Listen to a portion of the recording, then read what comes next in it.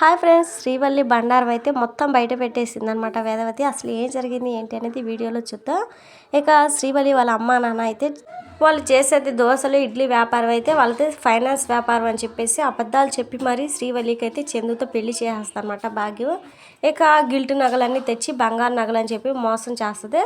Ramaraju family అయితే నిజంగానే వీళ్ళు మంచి వ్యాపారస్తులు, మంచి కోటీశ్వరులు అని చెప్పేసి అనుకుంటారన్నమాట. ఊళ్ళో అయితే దొంగలు పడి ఇంట్లో ఉన్న బంగారం డబ్బుని మొత్తం కాజేశారని చెప్పేసి చెప్పడంతో ఇక బంగారం డబ్బుని తీసుకెళ్లి బ్యాంకు లాకర్లో పెట్టే అని చెప్పేసి వేదవతి చెప్తాడనమాట రామరాజు. ఇక ఆ మాటకి శ్రీవల్లి గుండెల్లో గుబేలు అంటదనమాట. ఇక తన దగ్గర ఉన్న నగలని బ్యాంకు లాకర్లో పెడితే అవి గిల్ట్ నగలని తెలిసిపోతుందని చెప్పేసి భయపడుతూ ఉంటుందన్నమాట. వేదవతి అయితే శ్రీవల్లి అని చెప్పేసి పిలవగానే అమ్మో అత్తయ్య నగల కోసమే పిలుస్తుందని చెప్పేసి చాలా భయపడుతూ ఉంటుందన్నమాట.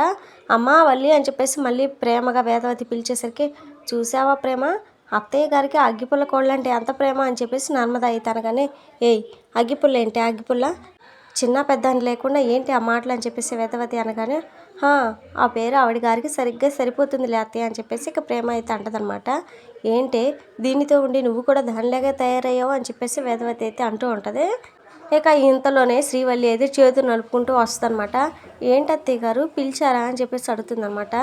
ఏం లేదమ్మా, ఊర్లో దొంగలు పడ్డారంట, మనందరి నగలు లాకర్లో పెట్టమని మీ మావయ్య గారు చెప్పారు, మీరు వెళ్ళి మీ నగల్ని తీసుకుని రండి అని చెప్పేసి వేదవతి అయితే చెప్తుందనమాట. సరే అని చెప్పేసి ఇక నర్మదా ప్రేమ ఇద్దరు అయితే వెళ్తారు. కానీ శ్రీవల్లి మాత్రం అసలు వెళ్లకుండా, నేను చాలా జాగ్రత్తగా చూసుకుంటాను అత్తయ్య గారు, లాకర్లో పెట్టడం ఎందుకు వేస్ట్ అని చెప్పేసి అంటూ ఉంటుంది అనమాట. ఇక వేదవతి అయితే దొంగలు నీకంటే జాగ్రత్తగా ఉంటారు, వెళ్ళి చెప్పింది చేయని చెప్పేసి అంటుంది అనమాట. అంటే అది అత్తయ్య గారండి, అన్ని నగలు లాకర్లో పెడితే ఫంక్షన్లకు ఏం వేసుకోవాలని చెప్పేసి శ్రీవల్లి అయితే అంటుంది అనమాట. అందరు నగలు పెడుతున్నావు కదా, ఫంక్షన్ నీ ఒక్కదానికే రాదు కదా, బ్యాంకుకి వెళ్ళాలి, తొందరగా వెళ్ళి నగలు తీసుకుని అని చెప్పేసి వేదవతి అయితే చెప్తుందనమాట.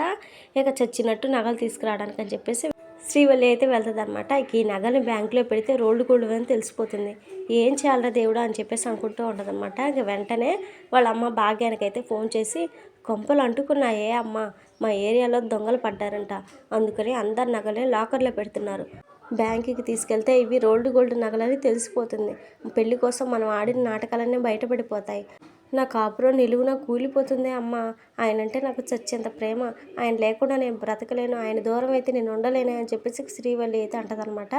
మరి ఇంకా భాగ్యం ఏ సలహా ఇచ్చి గండం నుంచి శ్రీవల్లిని గట్టెక్కిస్తుంది ఏంటి అనేది నెక్స్ట్ ఎపిసోడ్లో చూద్దాం ఫ్రెండ్స్.